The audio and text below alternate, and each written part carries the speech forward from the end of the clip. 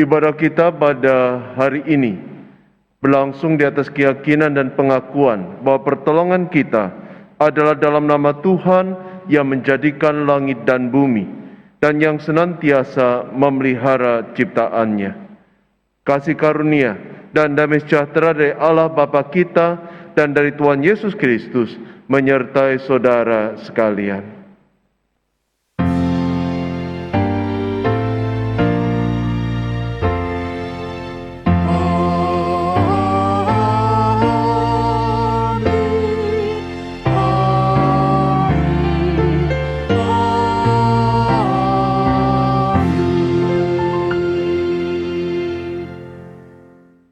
Jemaat yang dikasihi Tuhan, tema ibadah kita pada hari ini adalah kita dan mereka. Melalui tema ini kita mau diingatkan bahwa pola pikir kita mereka yang mengkotak-kotakan manusia serta bersikap eksklusif akan menghambat karya kita. Karena itu kita diajak untuk mengevaluasi diri dan menghidupi keberagaman dengan berkarya demi kebaikan bersama, termasuk dengan mereka yang berbeda. Mari kita mengubah pola pikir kita mereka menjadi kita bersama.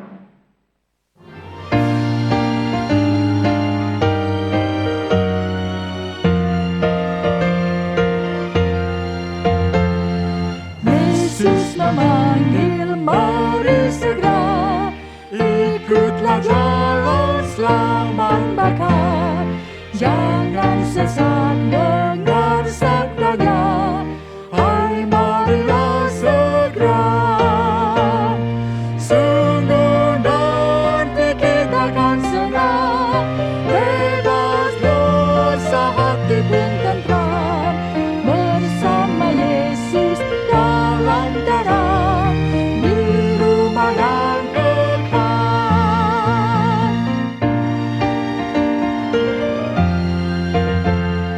Jangan kau lupa ia serta perintah kasih-Nya patuhilah. Mari dengan lembut suaranya, anakku datanglah. Sungguh nanti kita akan senang, bebas dosa hati pun tentram. Bersama Yesus dalam terang, di rumah yang kekal.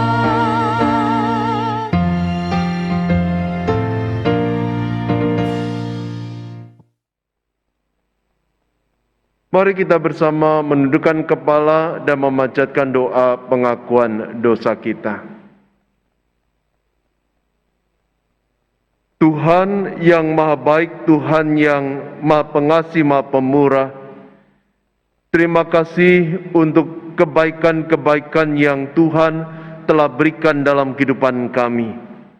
Sehingga kami sungguh merasa menjadi anak-anak Tuhan, anak-anak yang dikasihi oleh Tuhan. Namun ketika kami mengingat kebaikan-Mu, kami pun tertunduk malu. Karena kami sering bersikap egois, memikirkan diri sendiri, memikirkan keuntungan pribadi. Tidak jarang kami mengorbankan kepentingan bersama, menyakiti hati sesama kami. Tuhan, kami menyadari sikap dan perilaku demikian tidak sesuai dengan kehendak-Mu, bahkan melukai hati-Mu. Karena itu dalam kerendahan hati kami memohon pengampunan, memohon belas kasihan, memohon Bapa, tolonglah kami, sucikan kami, agar kami layak untuk beribadah bersama, layak untuk bersama-sama memuji dan menyembah Engkau. Terima kasih ya Tuhan. Doa ini kami panjatkan hanya di dalam nama Tuhan Yesus Kristus. Amin.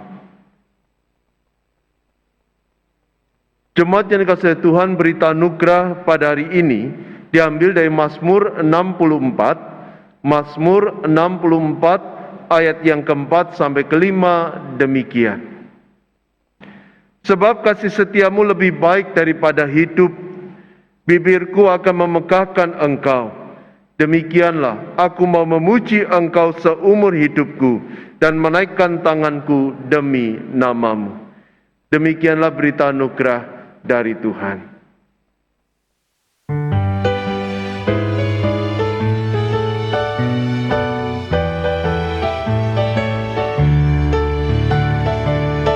Kasih setiamu sungguhlah hebat, lebih berharga dari hidupku. Maka bibirku megahkan Dikau. Kasih setiamu sungguhlah hebat.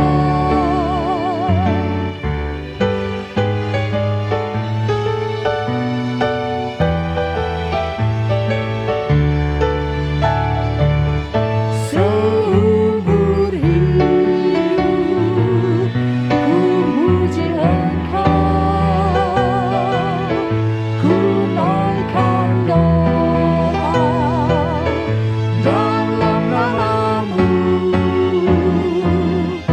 Kasih setiamu lebih berharga dan lebih baik dari hidupku.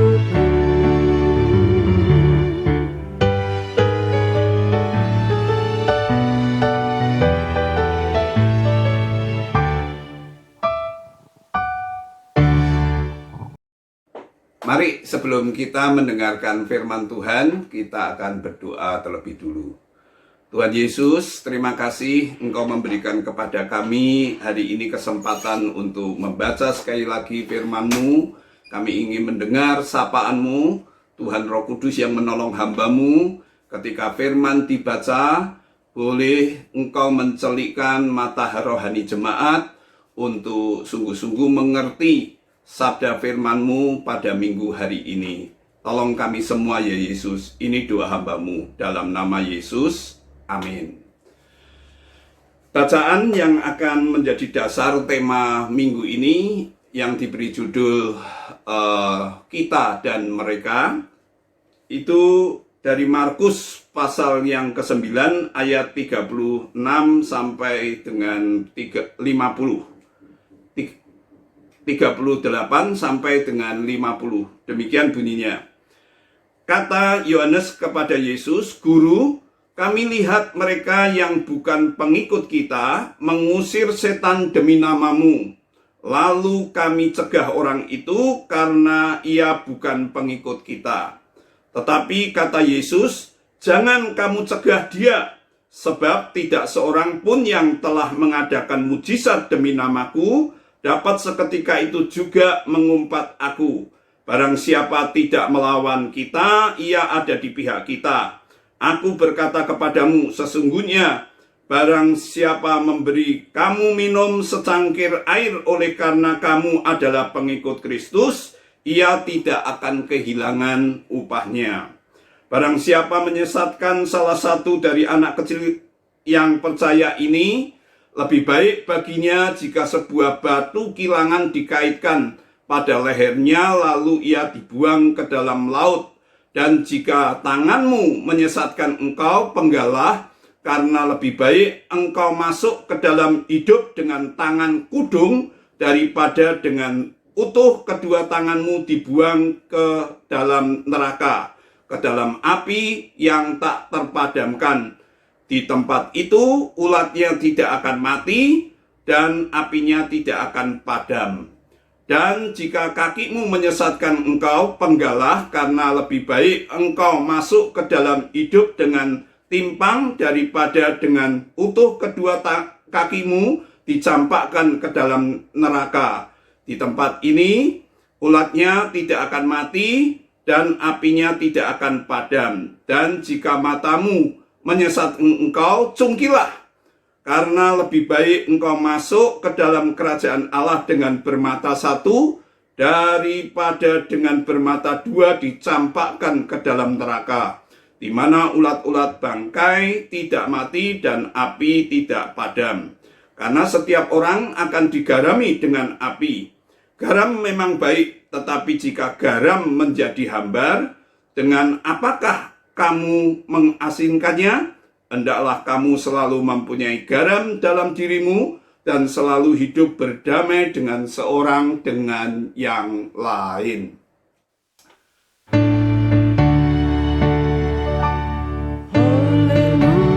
haleluya, haleluya.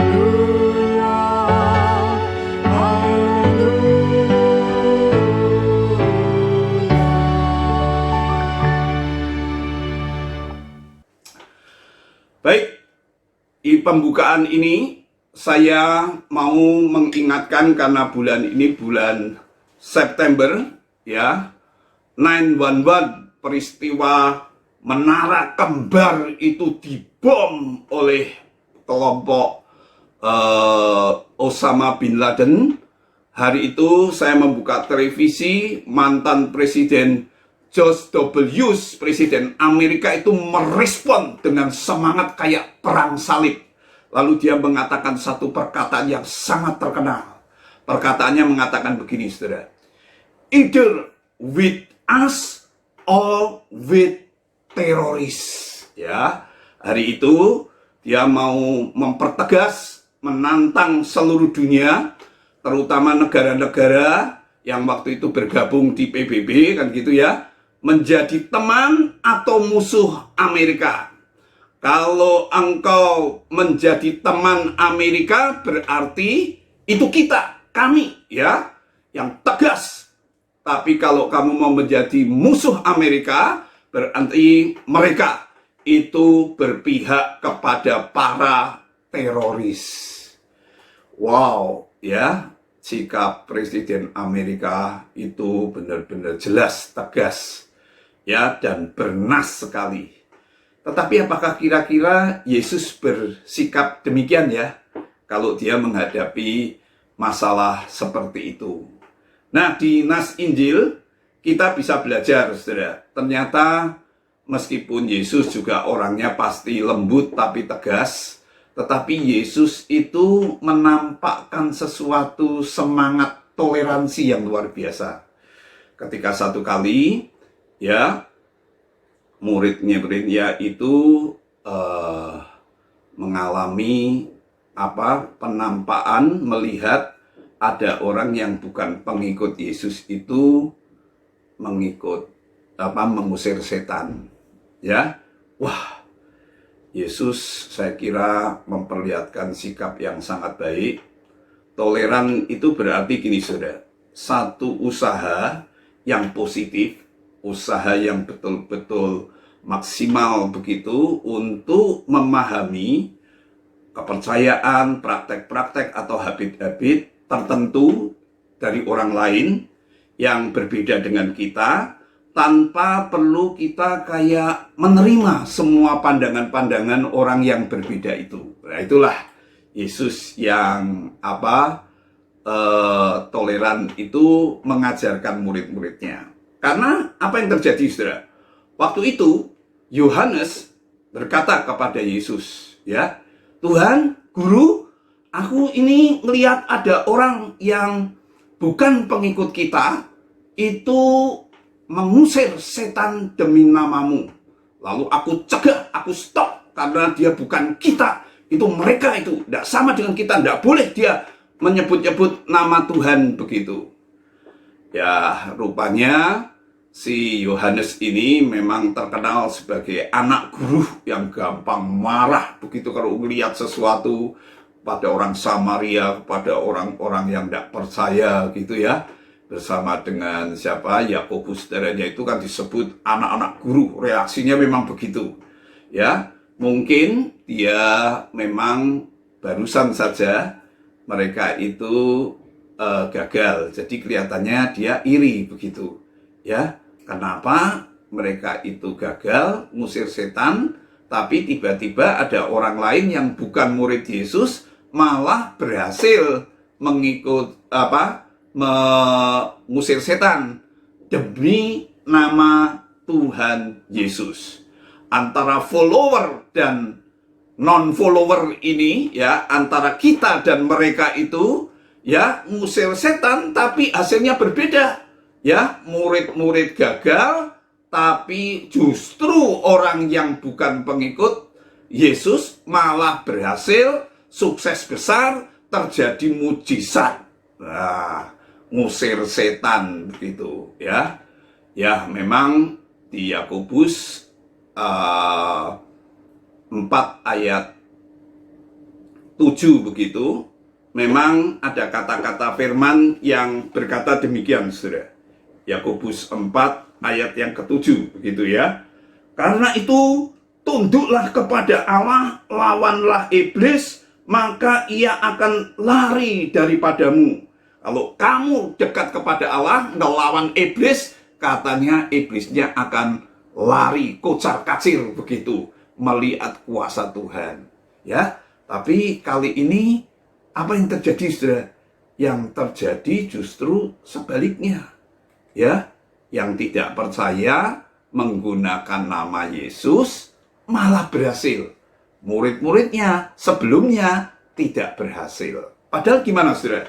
Dulu mereka itu memang diberi kuasa dan bisa mengusir setan. Coba nanti bandingkan dengan tulisan Markus sendiri pasal 6 ayat 7 dan 13, saudara. Itu dengan jelas ketika 12 murid para rasul itu diutus, mereka diberi kuasa untuk mengusir setan, roh-roh jahat, dan mereka itu bisa melakukannya. Tetapi masalahnya sekarang tanpa kehadiran Yesus dan terutama tanpa iman yang teguh, mereka tidak bisa berbuat banyak. Mereka justru barusan gagal, tapi ngelihat orang lain yang bukan pengikut ngusir setan demi nama Tuhan, kok malah berhasil. Nah, itu yang menyebabkan reaksi yang berlebihan dari Yohanes dan murid-murid yang lain. Tapi Yesus terus mengajar mereka. Yesus dengan tenang, dengan semangat toleran, tapi jelas, ya, lembut tapi tegas, juga bernas. Dia mengatakan begini, ya, kalau saya bandingkan di Injil Lukas, di Sinoptik, Matius tidak mencatat, tapi Lukas memberikan sedikit. Dia mengatakan begini, ya, Yesus berkata kepadanya, jangan kamu cegah, sebab barang siapa tidak melawan kamu, ia ada di pihak kamu. Lalu saya tambahkan dengan yang nasnya, sebab tidak seorang pun yang telah mengadakan mujizat demi namaku, dapat seketika itu juga mengumpat aku. Ya, meskipun nama Yesus dipinjam, ya, sama orang yang tidak percaya, bukan murid, tetapi Yesus mengingatkan, orang itu cuma pinjam nama, pakai namaku, ya tidak apa-apa lah untuk mereka dipakai, biarkan aja lah, ya. Yang penting kan mereka tidak memusuhi kamu, kan gitu, ya. Mereka tidak melawan kamu. Mereka justru ngambil namaku yang penuh kuasa itu untuk digunakan mengusir setan, ya, dan berhasil. Tidak apa-apa, biarkan saja. Kenapa kamu biarkan? Kata Yesus, karena orang yang melakukan mujizat kayak begitu tidak seketika juga mengumpat kamu atau mengumpat aku yang memiliki nama yang berkuasa itu, ya. Biarkan aja. Di sini kelihatan sekali, saudara, Yesus itu seorang yang sangat toleran, ya. Lebih-lebih setelah dia memberikan dasar pengertian itu supaya Yohanes yang dengan teman-teman yang lain, yang terutama yang agak anak guntur, anak guru ini, yang gampang montak dengan orang yang bukan murid melakukan pengusiran setan, apa yang terjadi, saudara? Yang terjadi, Yesus tiba-tiba mengatakan sesuatu begini setelah memberi dasar. Itu persis seperti, ya, satu, kalau ada seorang anak tiba-tiba memberi secangkir ya air putih itu kepada pengikutku, murid-muridku. Kalau ada seorang anak atau seorang dewasa tiba-tiba memberikan secangkir putih, hanya air putih gitu kepada seorang muridku, orang ini pun usahanya tidak akan pernah kehilangan upah. Saya juga akan tetap memberkati orang-orang kayak begitu meskipun dia bukan pengikut kita, ya. Saya ketika ingat kata-kata Tuhan Yesus itu, saya ingat satu hari ada seorang anak kecil Kristen, ya, yang miskin, yang kelaparan, ya. Dia anak Kristen yang baik, tidak suka minta-minta. Tapi hari itu karena mengalami masalah, dia kelaparan dan kehausan banget. Dia itu masuk ke sebuah komplek perumahan, saudara.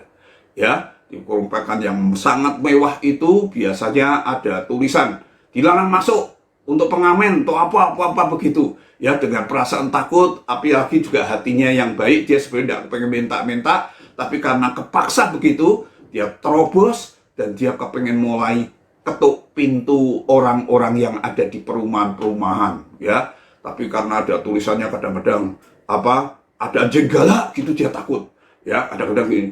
Tapi dia mau ngetuk ragu-ragu, nanti dikira penjahat atau dikira itu orang yang punya motif yang tidak baik, yang hanya sekedar ngemis-ngemis dan minta-minta. Dia begitu malu anak itu, tapi karena laparnya betul-betul, dia akhirnya memutuskan setelah berkeliling berkali-kali ngetuk dari dia sudah mantep mau ngetuk satu rumah.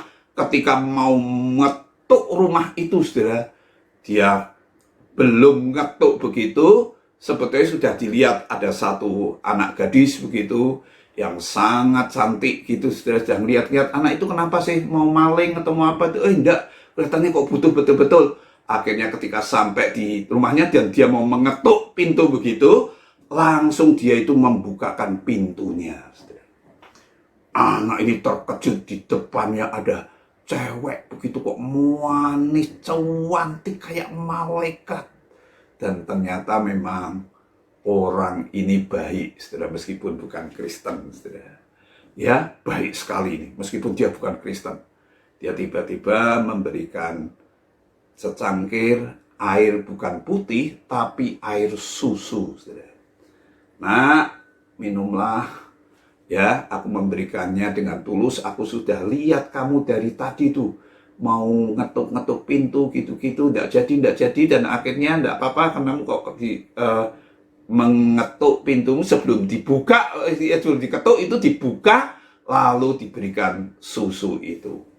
Ketika dia sudah meminum, dia pulang, dalam hati anak ini berkata gini, aku tidak akan pernah, saudara, ya, melupakan kejadian ini.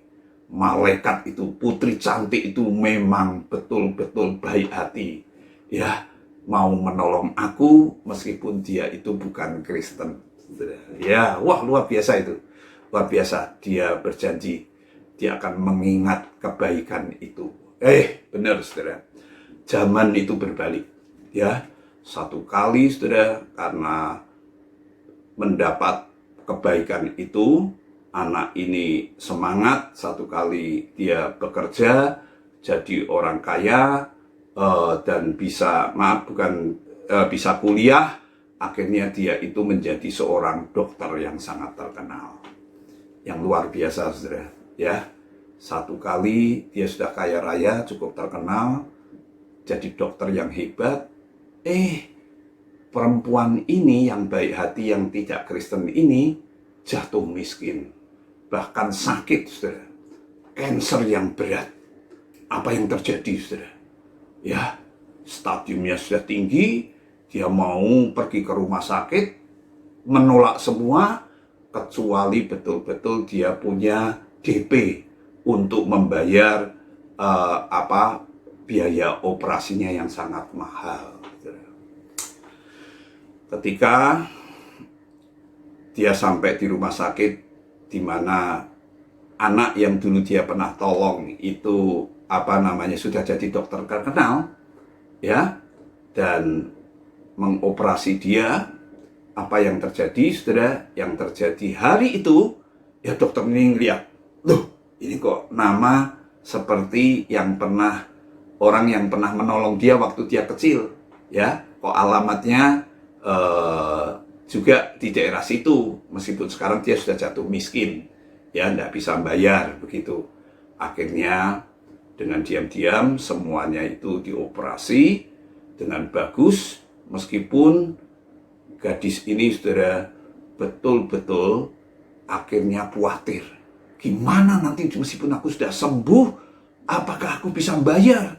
Waduh, mungkin tidak ini. Dengan khawatir yang berlebihan, akhirnya dia didatangi dokter ini, yang tidak lain dan tidak bukan adalah anak yang pernah ditolong itu, saudara, dan dioperasi semua dengan baik. Dan ketika dia kebingungan mau membayar, ya, operasi yang sangat mahal itu, dokter ini memberikan satu catatan, saudara, ya, semuanya lunas dibayar oleh apa? Segelas susu, begitu. Jadi dia langsung kaget, langsung ingat, saudara, bahwa dulu dia pernah menolong, ya, anak ini, ketika anak ini kelaparan, kehausan, dan sekarang anak ini sudah jadi dokter, menolong dia. Jadi kebaikan dia itu dibalas dengan kebaikan yang sangat luar biasa oleh anak ini yang dulunya miskin dan pernah dia tolong. Jadi gadis itu tidak pernah kehilangan upahnya. Benar seperti kata Tuhan Yesus sendiri. Makanya yang kedua, dia memberikan alasan juga gini, saudara. Makanya kalau di dalam hidupmu, ya, kamu itu sudah betul-betul menyesatkan seorang anak kecil, lebih baik kamu, katanya Yesus, itu kamu diikat lehermu, lalu dikasih batu pemberat begitu, kamu dicemplungkan, dibuang ke laut saja. Ya, kalau kamu itu sampai menyesatkan seseorang itu melalui kata dan perbuatanmu, Yesus tidak senang. Lebih baik hukumannya berat itu. Tapi Yesus mau mengingatkan, di situ ada satu ajaran. Kalau satu kali tanganmu, ya, itu membuat kamu dengan tanganmu ini malah kamu itu masuk neraka, lebih baik tanganmu itu kamu potong, ya. Kalau tangan ini suka nampar, suka nyuri, itu tidak bisa masuk kerajaan surga. Lebih baik dipotong, ya, daripada kamu punya dua tangan utuh tapi penuh dengan darah, penuh dengan kekerasan. Lebih baik itu tanganmu kudung satu saja, tapi kamu masuk di dalam kerajaan surga, daripada dua tapi kamu masuk di dalam neraka. Dia juga memberikan contoh lain, kakimu juga, ya. Kalau dua jalan masuk neraka menyebabkan itu, lebih baik satu saja, kamu buntung tidak apa-apa, asal kamu masuk surga. Selain Tuhan gitu, juga matamu kalau melihat sesuatu, ya, menyebabkan kamu berdosa, kamu tidak bisa melihat surga, bahkan merasakan surga, lebih baik dicungkil. Nah, ini bukan mau mengatakan, ya, Yesus mau mengajarkan kekerasan, mutilasi begitu seperti zaman sekarang, ya, yang penuh kekerasan, enggak. Tetapi memang Yesus serius dengan sesuatu yang berdosa. Itu ilustrasinya kayak gini, saudara. Kalau saya pakai baju putih begini, lalu tiba-tiba di sini ada sesuatu noda kecil aja, saya tidak bisa membiarkan itu dengan berkata gini, bajuku sudah putih bersih semua. Padahal ada noda hitamnya, kecil apapun tetap itu kotor, tetap itu mempengaruhi yang putih. Atau kemarin saya ketemu dengan satu teman, mamanya itu kena diabetes, saudara. Lalu karena gulanya sangat tinggi, dia itu jalan, kakinya itu jarinya, salah satu jari di tengah itu membentur satu benda begitu, ya. Lalu terluka, lalu tidak sembuh-sembuh, malah menghitam, maka biru-biru gitu, malah membusuk begitu. Nah, itu kalau tidak diamputasi, itu akan menjalar terus itu. ya menjalar terus ke seluruh tubuhnya dan lebih baik kata dokter ya cepat-cepat saja mungkin mesti di ini ya jarinya yang satu itu dipotong segera, bahkan kadang-kadang lebih dari mana pokoknya supaya itu dipotong lalu tidak menjalar selebihnya. Yesus mengajari kalau memang itu sesuatu yang bersifat demonis, sesuatu yang memang berbahaya, sesuatu yang bisa merusak bahkan menyesatkan, ya lebih baik itu dibuang. Kenapa begitu, saudara? Alasan yang ketiga, Yesus lebih luar biasa lagi, saudara. Alasan yang ketiga, dia mengatakan gini, ya, garam itu memang baik. Setiap orang selalu hidupnya itu harus menggarami, ya. Selalu harus punya garam yang menggarami orang lain, yang mempengaruhi.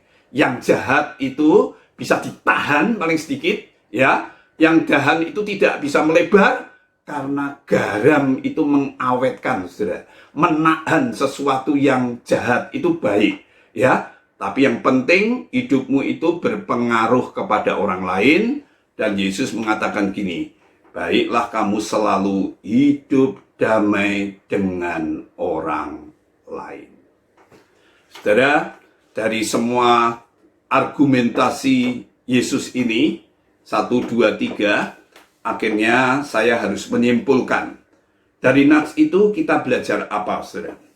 Pertama, ya, nama Tuhan Yesus itu memang berkuasa sekali. Penuh otoritas. Meski itu bukan sebuah manta Kristiani, ya. Jangan menjadikan itu sebagai jimat, ya. Tapi memang nama Yesus itu berkuasa. Dipakai sama orang Kristen untuk mengusir setan, bisa.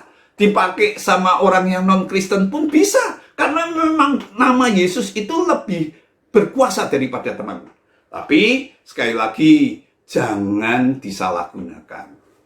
Jangan disalahgunakan. Itu ajaran Tuhan. Kalau itu bermanfaat bagi seluruh orang, bahkan tidak merugikan kekristenan lagi, biarkan saja dipakai. No problem bagi Yesus. Yesus itu seorang tokoh agama, guru, ya, seorang Tuhan yang betul-betul toleran, ya. Dia ingin menjadi berkat bagi siapa saja. Itulah sebabnya yang kedua, pelajarannya begini, saudara. Tuhan Yesus itu mengasihi kita orang-orang percaya, tapi ya bukan hanya kita, tapi juga mereka juga. Ya, Tuhan Yesus jelas kalau melihat sesuatu yang bersalah, berdosa, sesuatu yang tidak kudus, dia akan hilangkan. Kalau dari cerita Injil kelihatan sekali itu sikap Yesus. Yesus tidak mau dosa sekecil apapun itu ada di dalam hidup pengikut-pengikutnya. Ya, dia mengasihi semua orang, termasuk muridnya. Tapi kalau dia berdosa, sekali lagi, dosanya yang disingkirkan, tapi orangnya itu yang dikasihi. Baik itu orang-orang kita, ataupun bukan orang kita. Semua manusia, Yesus tetap mengasihi kita, maupun mereka. Tapi satu lagi, saudara, dari kisah ini, saya belajar sesuatu yang sangat indah tentang setan, ya. Ada seorang yang bernama W.E. McCumber berkata begini, "The devil come without invitation, but live only when commanded." Ya, setan, iblis itu nggak usah diundang, itu akan datang, saudara. Dalam hidup orang percaya atau dari siapapun, ya, dia akan selalu mengganggu, dia itu pendusta, dia akan selalu merusak, ya, dia bisa datang menciptakan problem lewat sakit penyakit, lewat masalah, lewat apa saja, saudara, roh kebencian, macam-macam begitu, tanpa diundang. Itu kerjaannya iblis memang begitu, ya, nggak usah kita undang, makanya jangan pernah undang iblis, saudara, ya, undanglah Tuhan Yesus, ya. Iblis tanpa diundang sekali lagi akan datang, tetapi teologi ini mengatakan gini, tetapi dia akan pergi meninggalkan kalau itu diperintahkan dengan otoritas firman Tuhan, dengan otoritas yang datang dari Tuhan Yesus sendiri yang memang di atas iblis kuasanya. Iblis memang kuasanya besar, tetapi Yesus lebih besar dari kuasa iblis. Dia ingin iblis itu menyingkir dari hidup manusia karena dia kepengen menyelamatkan manusia. Dia mengasihi manusia, ingin menolong siapa saja yang Kristen maupun yang bukan Kristen. Bersyukurlah punya Tuhan yang peduli dan mengasihi kita dan tidak sekedar membeda-bedakan antara kita dan mereka. Yang mau ditangani oleh Tuhan Yesus adalah iblisnya, dosanya yang tidak baik di dalam hidup kita. Amin. Kita berdoa, saudara. Terima kasih Tuhan, hamba-Mu sudah menyampaikan firman. Biarlah Tuhan yang akan berbicara lebih lanjut, menyempurnakan apa-apa yang hamba masih kelihatan kurang. Firman-Mu menjadi jelas dan tegas, oleh karena Engkau yang mengerjakan, menanamkan kebenaran-kebenaran itu di dalam hati setiap umat Tuhan. Dalam nama Yesus, amin.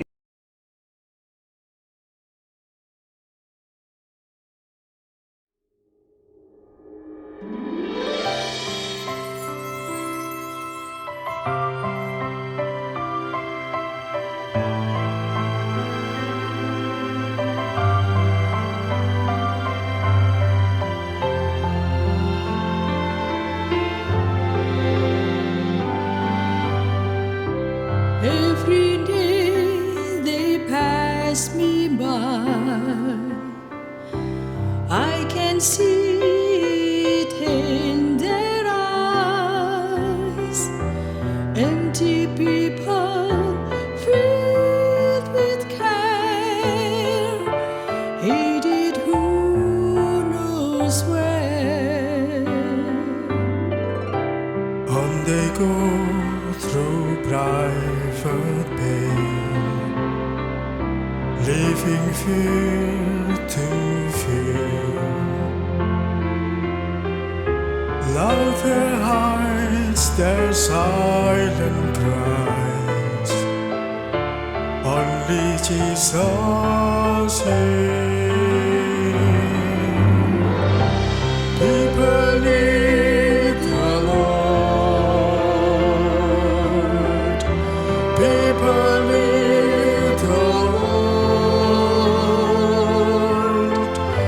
At the end of broken dreams is the open door.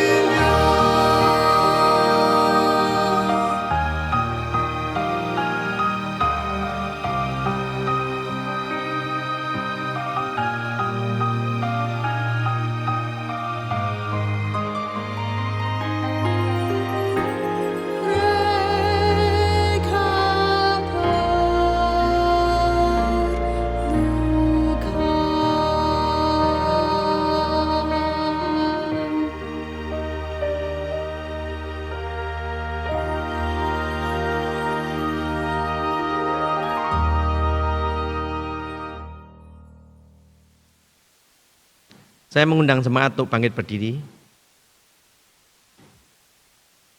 Marilah kita bersama dengan umat Allah di masa lalu, masa kini, dan masa depan, mengingat pengakuan pada baptisan kita menurut pengakuan iman rasuli.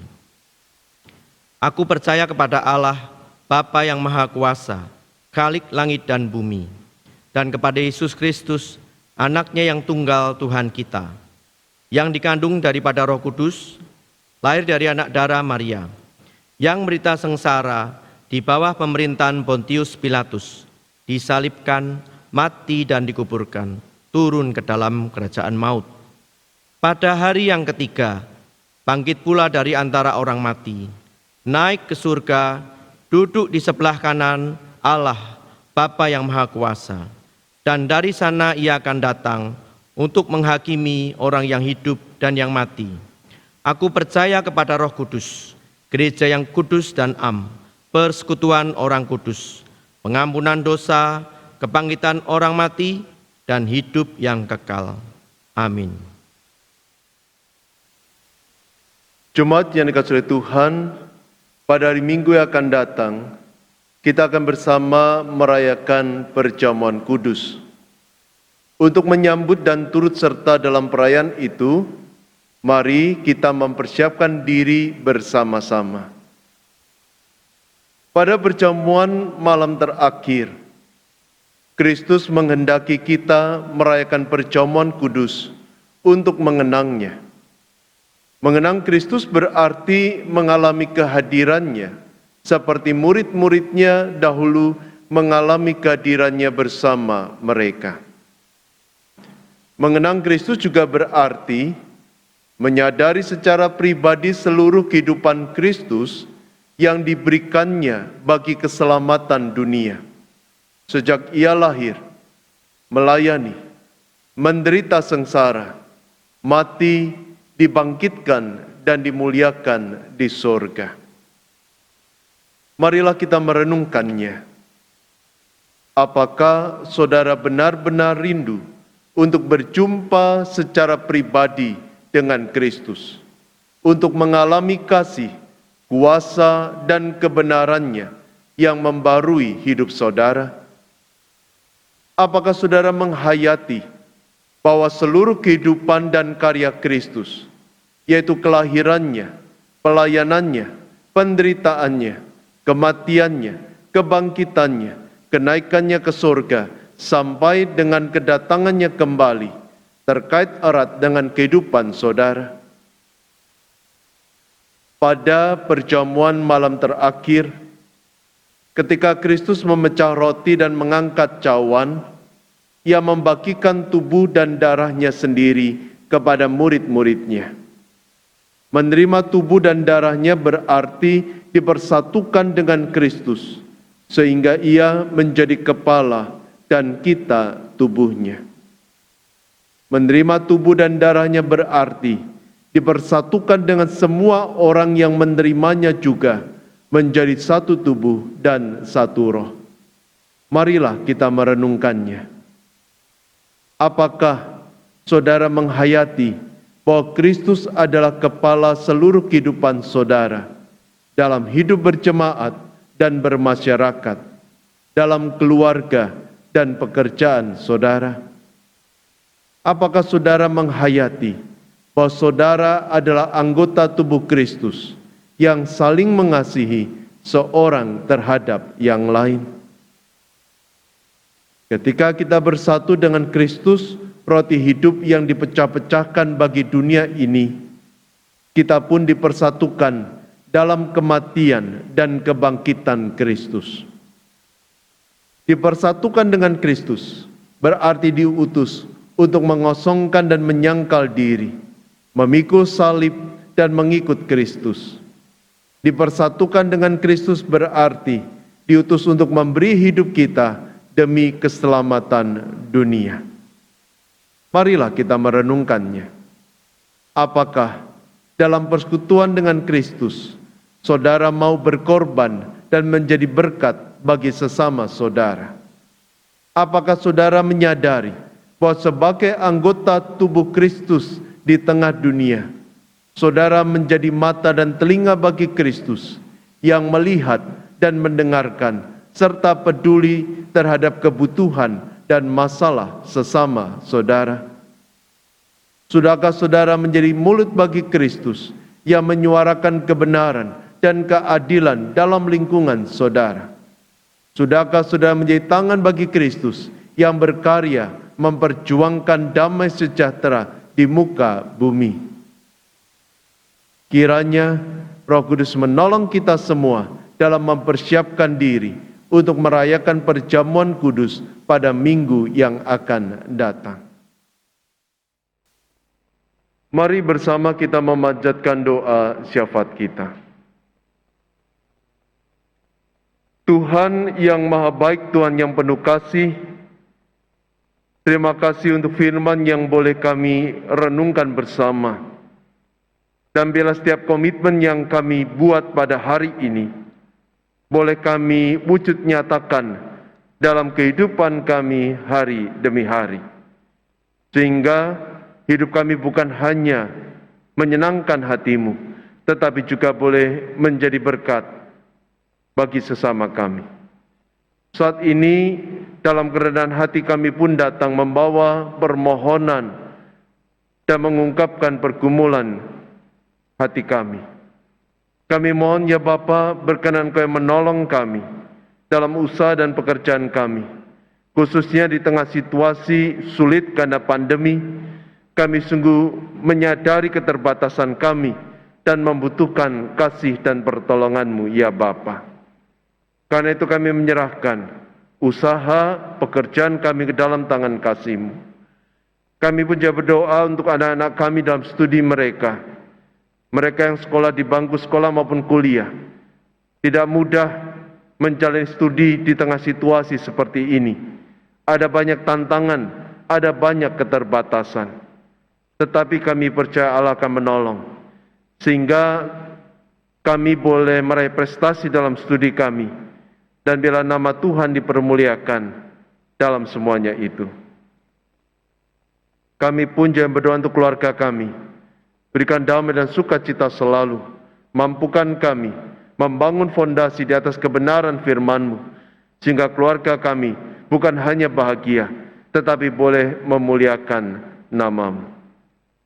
Kami pun juga yang berdoa untuk saudara kami yang sakit, berkenan Tuhan menjamah memulihkan. Terkhusus mendoakan untuk oma, opa, kaum usia lanjut yang karena usia mengalami keterbatasan.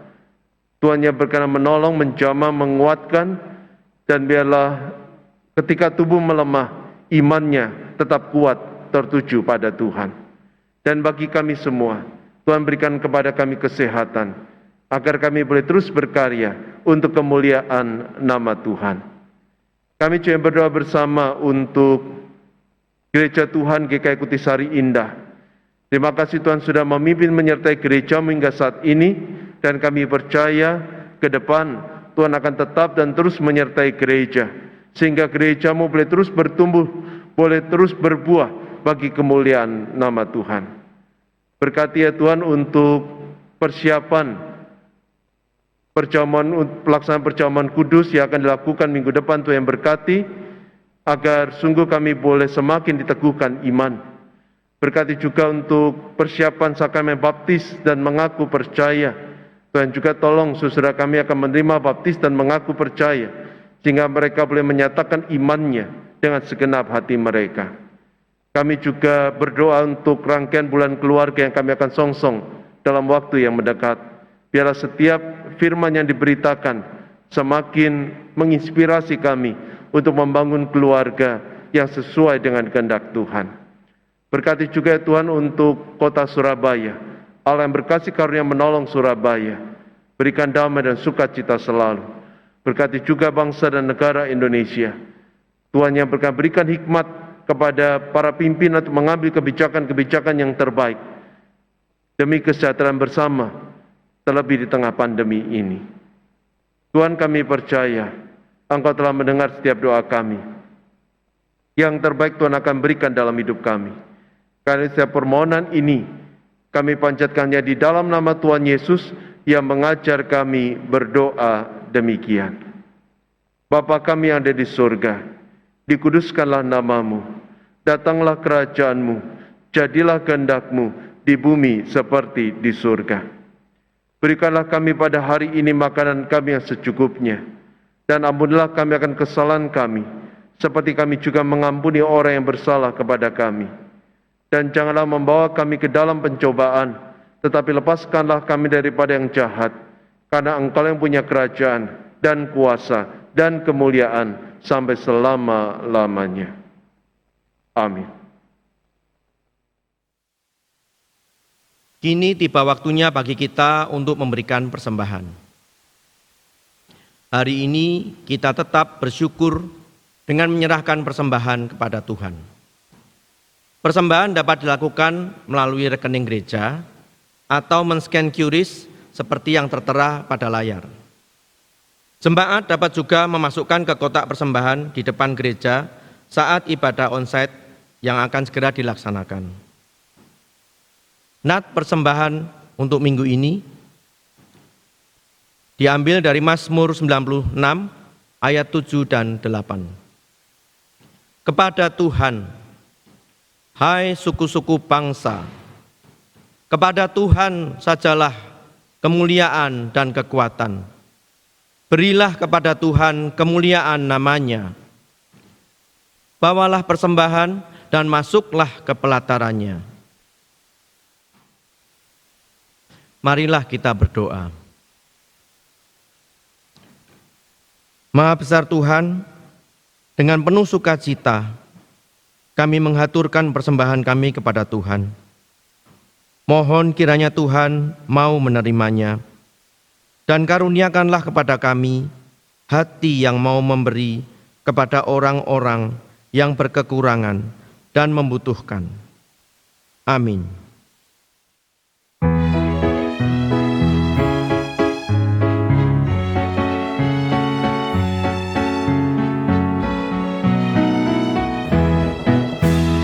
Yesus menginginkan aku bersinar baginya, dimanapun ku berada, ku menyenangkannya. Bersinar, bersinar, itulah kehendak Yesus. Bersinar, bersinar, aku bersinar terus.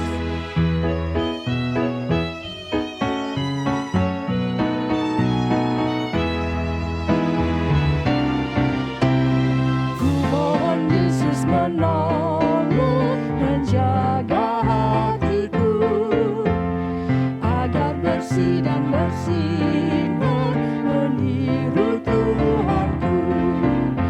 Bersinar, bersinar, itulah kehendak Yesus. Bersinar, bersinar, aku bersinar terus.